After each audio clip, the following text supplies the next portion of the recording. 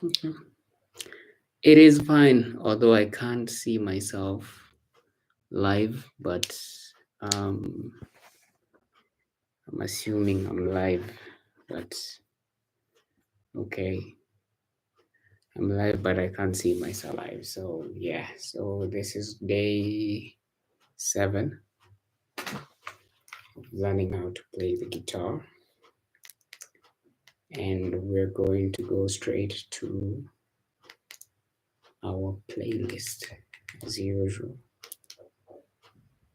So come and ginger me.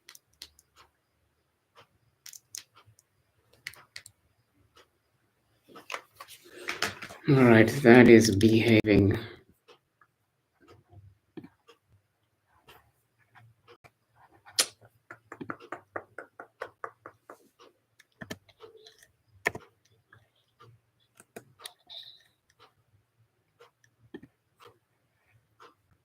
Kono moja mbele, ngine mbele rende, paila, ni ganja rende.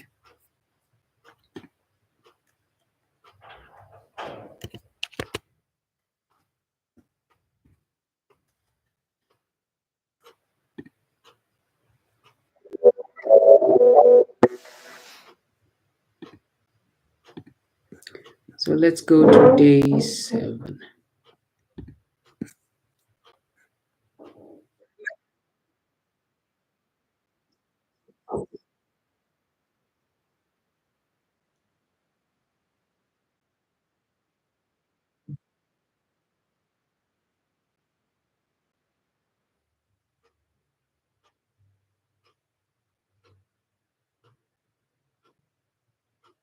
Definitely still practicing that. We'll just go over it one more time.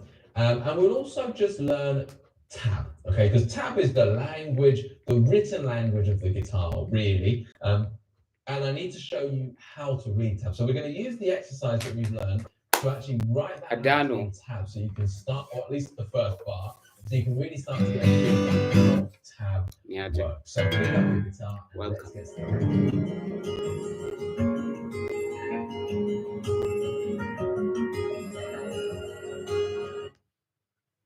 Welcome to day 7 of learning to play the guitar. So let's see what day 7 has to offer. This course and you just come through to this on YouTube, then please remember that you can head on over to the website and you'll find full write-ups for every lesson, all of the tab, all of the chord boxes, the fretboards, everything you need to absolutely smash and master every single lesson. As well as that, please do like and subscribe to our YouTube channel. It massively helps us continue to provide you these free courses and leave us a there. Okay then guys, so let's talk about tab. We're going to be using the whiteboard, the blackboard, sorry, again, and we're going to be getting this drawn out. Now, at the end of the last lesson, I talked about how you can do the exercise either in 4th notes or 8th notes. That's going to be important for our tabbing. I'm going to kind of give you a bit more indication about how that works now. So if I did that exercise one more time, just to kind of remind you where we are with it. So I've got it let's go with 50 BPM, okay? And here's our drum beat. Now, if I chose to do this exercise in 4th notes, I'm literally counting 1, 2, 3, 4. 1, 2, 3, 4. My notes reflect that. 1, 2, 3, 4. Okay. If I did it in 8th notes, remember those ands? 1 and 2 and this okay. So it will end up something like this. Yeah, Jay.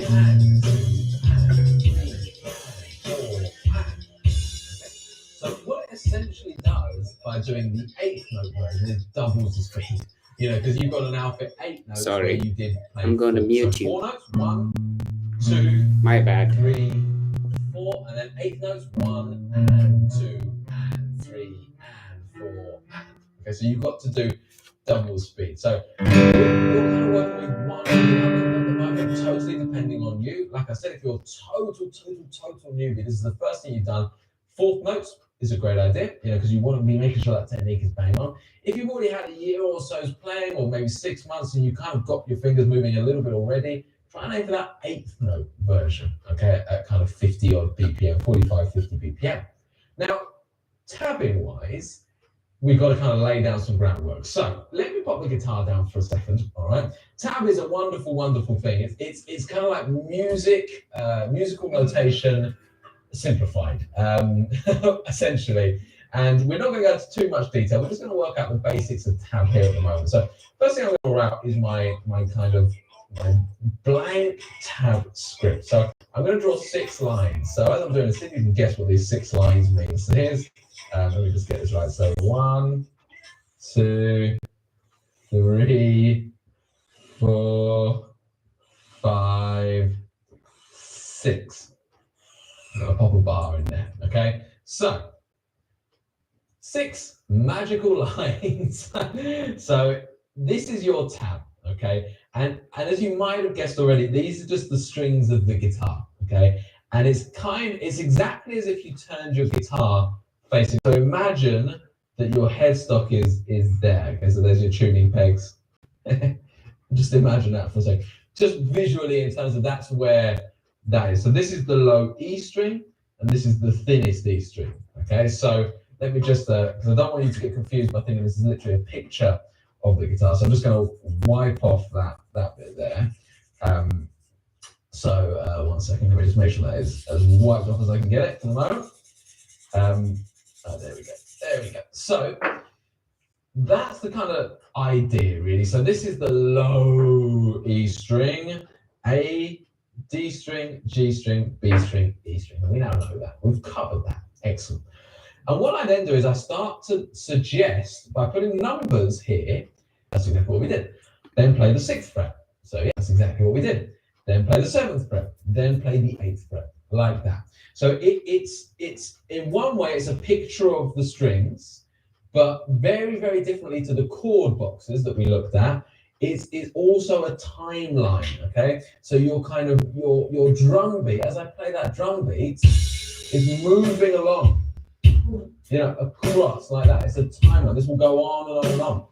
The best way I like to kind of think about it is, if you remember, if you ever watched old kind of Disney stuff, and if you, like when they did songs, they used to have that kind of Mickey Mouse bouncing across lyrics. So like, hey, hey, hey, hey, hey, hey, the kind of, the Mickey Mouse will guide you in terms of your time. So it's a timeline like that, okay? Imagine it kind of scrolling across in time. And it's saying on the first beat, do the 5, then 6, 7, 8, something else, whatever else it's going to be, okay?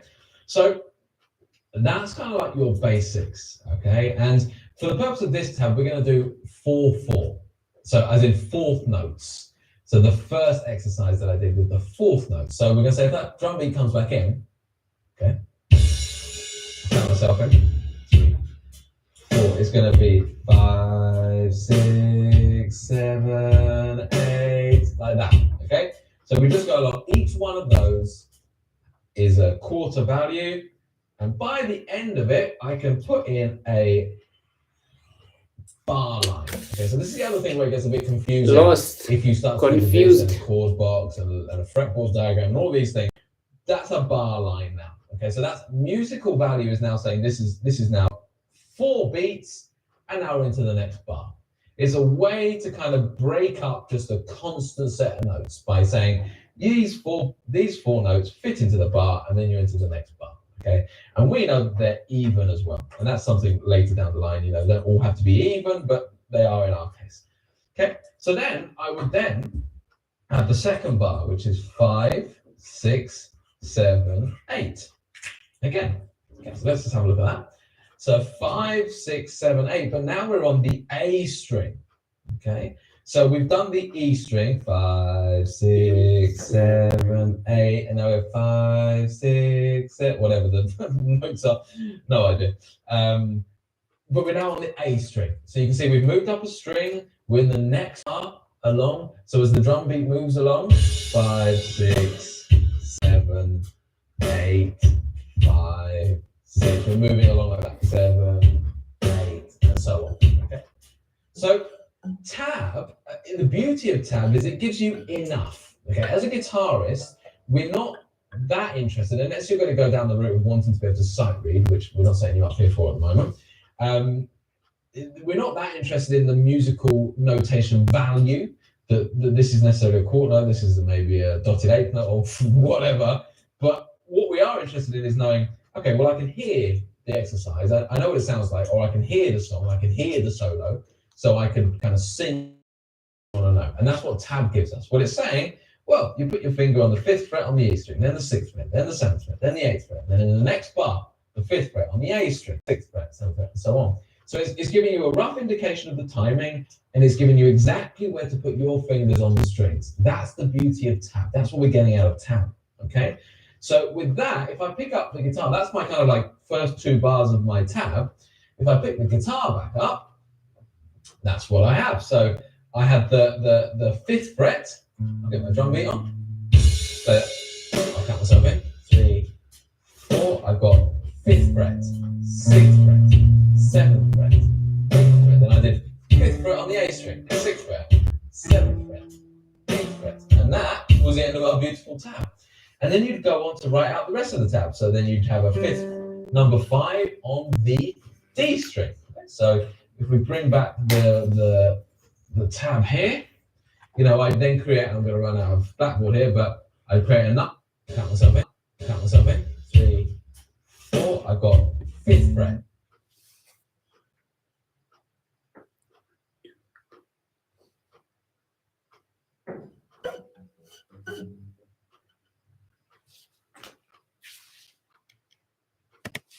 Sixth fret, 7th fret, 8th fret. Then I did 5th fret on the A string, 6th fret, 7th fret, 8th fret. And that was the end of our beautiful tab. And then you'd go on to write out the rest of the tab. So then you'd have a 5th, number 5 on the D string. Okay, so if we bring back the tab here, you know, I then create, I'm going to run out of blackboard here, but I'd create another bar, you know, and then I'd, obviously these would have to be extended like that. And then you'd have 5, 6, and so on. So you then go into the next bar, and then the tab would then go down to the next level, and you'll see it. When you go over to the website, you'll see the full tab now on this exercise. Okay, so you can see this nice and written out on a computer very neatly, and you'll start to get the idea. So the beauty of tab is that it's quite simple and it's enough for us guitar players. All right, so as a guitar player, we do a lot of listening as well as part and parcel of learning the guitar. Really, you listen to that guitar solo that you want to play, for example. You know, you can sing it in your head. We've all been there. We will air guitar to Brian May or whatever it is, and you know the part that you're trying to play. Okay, we're not classical musicians where we're just going to, or session musicians at this point, whereby a sheet of music goes up in front of us. We've never heard it before, and we're expected to then play that sheet of music. That's not what we're aiming for with tab. With tab, we hear the part we want to play, so we know what it sounds like. We know what we're aiming to get to play, but the tab just shows us this is where you put your fingers, and this is the rough timing, bar by bar. Okay, so with this particular exercise, you know, that are 5, 6, 7, 8. Like that. Thank you, Mwende. We know it, we've for the heard like. it, you've been practicing it, so you kind of know what it should sound like, and now when you look at the tab, you can see, okay, so that reflects this. So your homework at this stage is, of course, to continue practicing. Today's live was completely theory. 5, 6, 7, 8 exercise. So I keep did not make any sense. The steps reference. And for those of you who've never heard of steps, I'm just gonna sound like a madman. But Google it. Steps 5, 6, 7, 8. You'll see what I mean. And this is your exercise, your homework. Mega distracted there. Your homework is to go over to the website, check out the full tab for this exercise, and do it in front of that. Now, we've drawn out the tab. Add healthy colours to our tasty traditional Ramadan tea. That's a big one. Thank you for the like. Hey guitar enthusiasts, welcome to my finger picking. Today we're going to be focusing on just moving the thumb around to different strings. The thumb is probably one of the most important fingers I think we did that we use in finger yesterday. picking because it really controls the bass line and the timing of the song. And that's why this entire lesson is dedicated to moving the thumb around, getting comfortable, as well as applying that movement to different chords.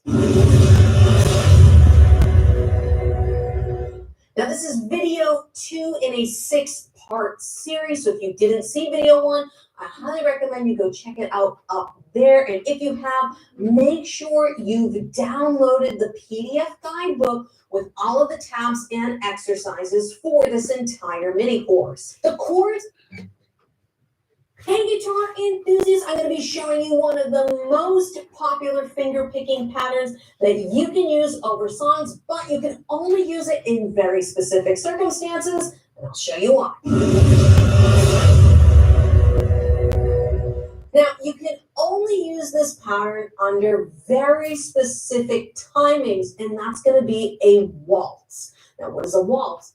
Unlike counting 1 and 2 and 3 and 4 and like 8 notes like that, we will be counting in what's called 6/8 time. It's going to be 1 2 3 4 5 6 1 2 3 4 5 6. We're going to have this swaying feel, and because of this, we're going to be playing 6 notes for every chord. So before I show you what the pattern, let me show you what it's going to sound like.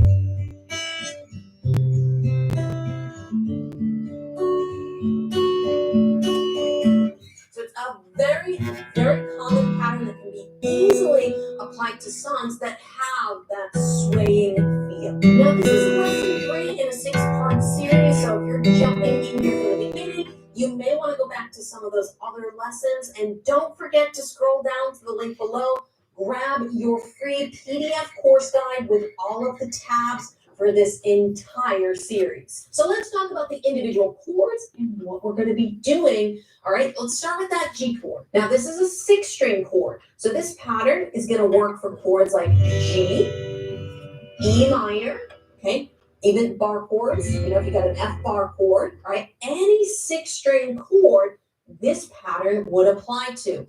Now, we're going to be moving the thumb depending on what chord we're playing. So for 6-string chords, our thumb is going to be playing this 6th string. And our other fingers, they are owning those bottom 3 strings, just like in the first exercise I showed you in this series.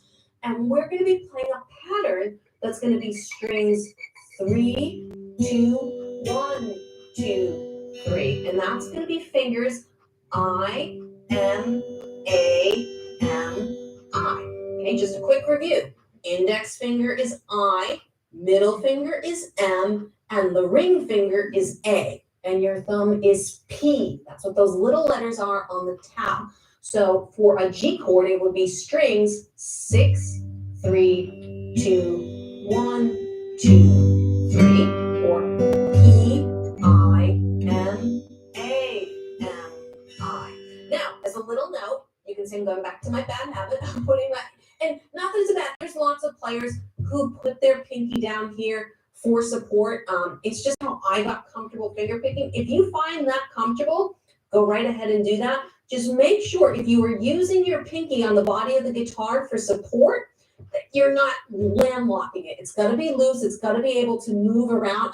It's not stuck on the guitar. It's loosely just hanging out there. It's just a little support mechanism for me to bridge my fingers over the string.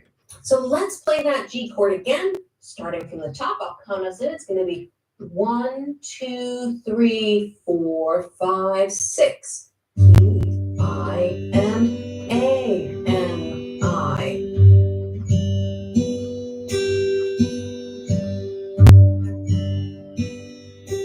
And remember, don't be afraid to hit the strings. Really pick them.